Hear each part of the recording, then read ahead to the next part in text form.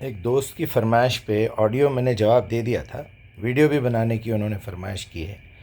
اصل میں سوال یہ تھا کہ مجیب بھائی جب آپ کوئی بات کا جواب دیتے ہیں تو ہمارا دل دماغ مطمئن ہو جاتا ہے، دوسرے بیانات سنتے تو مطمئن نہیں ہوتا۔ تو میرے بھائی جزاک اللہ خیر، شکریہ بہت بہت آپ کی بات کا۔ میں اصل میں جواب دیتا ہوں قرآن سے، اور قرآن ایک ایسی مضبوط اور محفوظ، ہر عیب سے پاک ایسی کتاب ہے جو لا ریب ہے، ذالک الکتاب لا ریب فیہ۔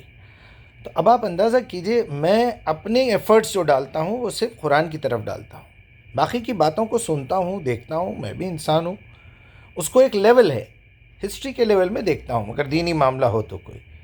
باقی مجھے کیا کرنا ہے؟ پھر مجھے یہ فکر لاحق ہوتی ہے کہ میں ابھی مر جاؤں بات کرتے کرتے تو اللہ تعالیٰ مجھ سے صرف یہ پوچھے گا، قرآن کو سامنے رکھ کے، کہ میں نے کیا حکم بھیجا تھا اپنے نبی کے ذریعے سے، تم نے دوسرے کی بات کیوں مانی؟ سن لینا تھا، دیکھنا تھا میری کتاب سے میچ کر کے، وہ کسی کا بھی نام لے اس کو سمجھانا تھا، بھائی یہ بات قرآن میں لکھی ہوئی ہے، آپ اللہ کا نام لے کے پیش کیجئے، آپ کیوں دوسروں کا نام لیتے؟ بری بات ہے نا۔ ایک بہت بڑا سائنٹسٹ ہے، اس نے ایک چیز کو کریٹ کیا ہے، ایک بہت بڑا شاعر ہے، اس نے ایک شعر لکھا ہے، غزل لکھی ہے، آپ دوسرے کا نام لے کے پڑھ رہے ہیں۔ ایک بڑے سنگر نے گانا گایا ہے، آپ بولتے ہیں نہیں یہ رفیع صاحب نے نہیں گایا، کسی اور نے گایا، یا اپنے آپ پہ بول رہے ہیں کہ میں نے گایا۔ بیوقوف ہیں پھر آپ۔ تو جو بات اللہ کی کتاب میں لکھی ہوئی ہے، وہ ابو بکر، عمر، عثمان، علی، ابو ہریرہ، وہ فلاں، وہ امام علی، وہ فلاں بزرگ، وہ احمد رضا، وہ مودودی صاحب، وہ اشرف علی صاحب، وہ ابن عباس، وہ بن باز، شیخ بن باز، ابن تیمیہ، کیا ضرورت ہے؟ بخاری، مسلم، فلاں فلاں فلاں۔ ارے بھائی وہ اللہ کی کتاب ہے، وہ آپ خیانت کر رہے ہیں اس کے ساتھ۔ وہ کریٹر ہے، وہ مالک ہے اس کائنات کا۔ اگر اس کی بات سے میچ بھی ہو رہی ہے کوئی بات اللہ کے رسول کا نام لے کے، تو آپ زیادہ سے زیادہ بعد میں بولیے یہ بات قرآن میں اس طرح لکھی ہوئی تھی، ہم نے بعد میں اس کو روایتوں میں پڑھا تو نبی کے الفاظ میں وہ بات اس طرح آپ نے سمجھایا۔ کیا نبی اللہ کی کتاب کو اور آسان کر کے سمجھا سکتے کیا؟ جبکہ اللہ بول رہا ہے یہ کتاب آسان ہے۔ آپ روایتیں پڑھیں گے تو وہ تو مشکل ہے، پھر قرآن سے زیادہ مشکل حدیثیں ہیں جس کو آپ حدیث بولتے، ہم تو قرآن کو حدیث بولتے۔ تو میرے بھائی برا مت مانیے، میں قرآن سے جواب دیتا ہوں، اس لیے وہ آخری بات ہوتی ہے۔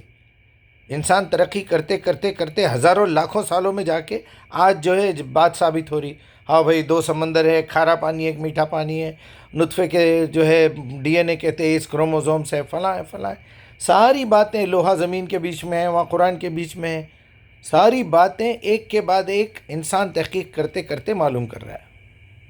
اللہ نے پہلے سے لکھ دی ہیں۔ عقل مند انسان کون ہے؟ جو اللہ کی بات کو پہلے مان لے، اس پہ پھر تحقیق کرے، اس کو ثابت کرے میتھمیٹیکل، جیوگرافیکل اور میڈیکل پوائنٹ آف ویو سے، پھر لوگوں کو سمجھائے، اور یہ سمجھائے ڈونٹ ویسٹ یور ٹائم۔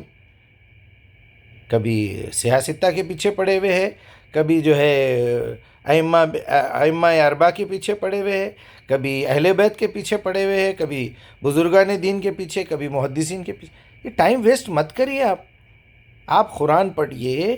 اگر آپ کے درمیان پھر دعوت دیتے وقت کوئی بیچ میں آ گیا، اب اس کی اسٹڈی کرنا ہے آپ کو، کہ اگر کوئی مثلا ہندو بھائی مل گیا، کوئی کرسچن مل گیا، تو وہ کیا اسٹڈی کر کے آگے بڑھا ہے۔ جیسے ہمارے ذاکر بھائی جو ہے وہ وید کے بھی یاد کر لیتے ہیں، بائبل کے بھی یاد کر لیتے ہیں، کریے۔ پھر بھی آپ کے اوپر یہ ذمہ داری نہیں ہے تو میں کرنے کی، آپ قرآن سمجھا دیجئے بس۔